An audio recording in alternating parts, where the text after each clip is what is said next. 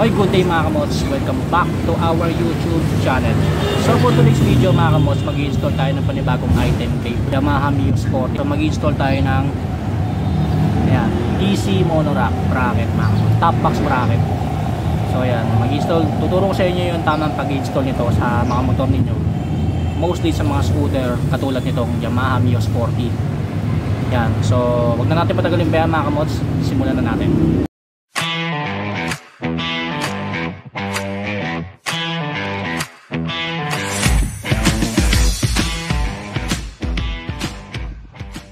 So ito nga yung install natin, which is the DC top box monorack. Ayan, so nabili lang natin to sa Facebook Market mga kamots, no? Ayan. So tingin ko legit naman tong DC monorack na to mga kamots, kasi base kasi sa mga napanood ko na nag-review nitong DC monorack, mapapansin mo raw kung peki yung DC monorack kapag yung pintura is nababakbak. So ito mga kamots, hindi naman siya mukhang nababakbak, kasi kung mapapansin nyo yung texture ng pintura nya, powder coated siya, powder coated siya mga kamots, no? Pagka powder coating yung ginawa sa kanya. And then isa pang tips para malaman kung peki yung DC monorack mga kamots, yung sa welding. Ayan, so tulad dito, dire-diretso yung welding nya. Ayan, kung mapapansin nyo, dire-diretso yung welding nya. So ibig sabihin yan, legit to mga kamots. Unlike sa mga peke is patchi-patchi yung welding. Ayan, so ito tuloy-tuloy yung welding nya mga kamots, talagang mukhang matibay talaga siya. Ayan, maging dito, ayan. So ayan. And then yung logo ng DC monorack, ayan, mapapansin nyo wala siyang grab bar. So install na natin mga kamots, i-share ko sa inyo yung pag-install na gagawin ko. So luckily mga kamots, nandito pa rin yung stock bolts nya na para sa kabitan ng top box bracket. Ayan, so nandiyan pa rin. So bali natanggal ko na yung isa, so tanggalin lang natin yung natitirang tatlo. Pagtatanggal ng stock bolts na yun mga kamots, yung pinakita ko, gamit tayo ng 10mm socket wrench.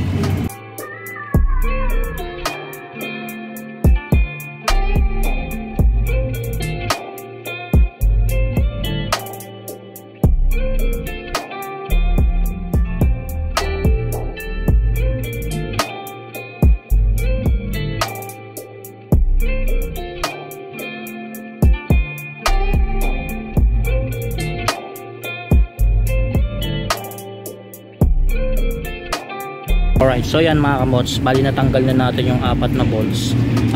Pag binalik natin yung bolts, lalagyan natin ng washer stainless para lang may additional na force, kumbaga pag binalik natin tong stock bolts nya.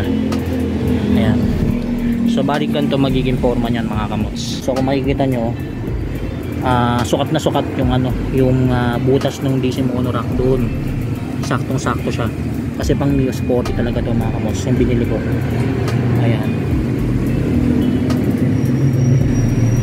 ayan.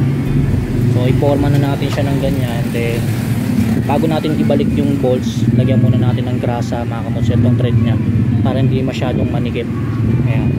So gamit tayo ng item na top 1 grease, konting-konti lang mga kamots, no? Para lang ma-lubricate natin yung thread nya.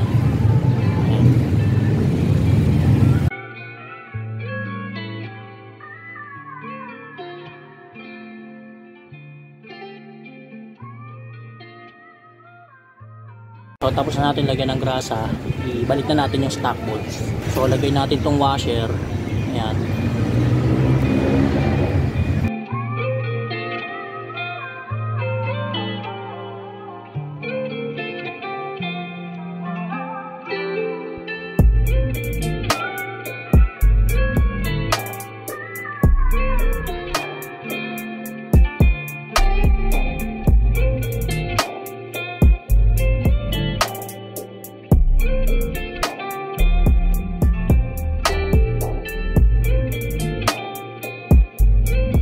Bali na isalpak na natin yung 4 na bolts tsaka yung washer mga kamots. So higpitan na natin siya, no?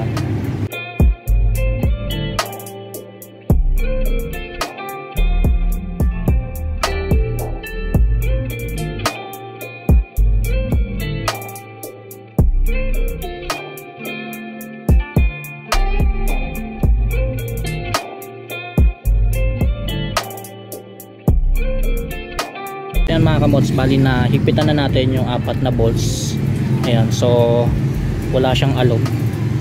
Ayan, kaya kasi nilagyan natin siya ng extra washer, no? Ayan.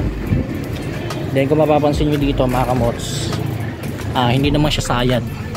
Ayan, hindi siya sayad dito sa may fairings, hindi siya tumatama, no? Ayan. So fit na fit talaga siya sa pang Yamaha Mio Sport. So para na rin siyang mga kamods, grab bar, no? Para nagsilbi na rin siyang grab bar. Pero syempre lalagyan natin ng top box yan. So kagandahan kasi dito sa ganitong bracket mga kamods, in case na gusto mo maglagay ng top box, nakukulangan ka sa spasyo ng motor mo, pwede ka maglagay ng top box dyan, no? Useful, napaka useful ng top box mga kamods, lalong lalo na sa mga long rides, marami kang madadala. Ayan. So luckily nakahanap tayo sa Facebook Market nitong DC Monorack na legit mga kamods, no? Ayan. So doon na nga natatapos ang ginawa nating installation ng DC Monorack top box bracket para kay Yamaha Mio Sport. So napakadali lang talaga niya ikabit mga kamods, no? So hindi mo na kailangan pumunta sa motorcycle shop para ipakabit yung monorack na gusto niyo ikabit sa motor ninyo. Basta meron lang kayong sariling tools, madali na lang ikabit yan mga kamods, no? So dito ko na tatapusin ang aking vlog mga kamods. Muli maraming salamat sa inyo. Stay safe, ride safe always. Peace out.